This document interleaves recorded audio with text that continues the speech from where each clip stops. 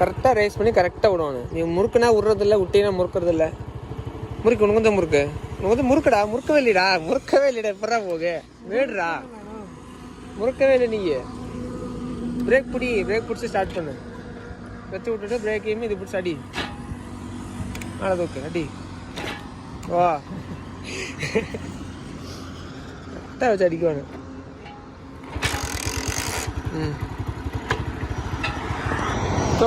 பேச்ச பிடி, கீரை போடு. விடாது முறுக்கு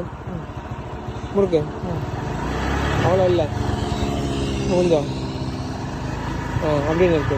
அது லூஸாக விடக்கூடாது. கிளச்சை மட்டும் விடு. வண்டி விட பைக்கு போடு.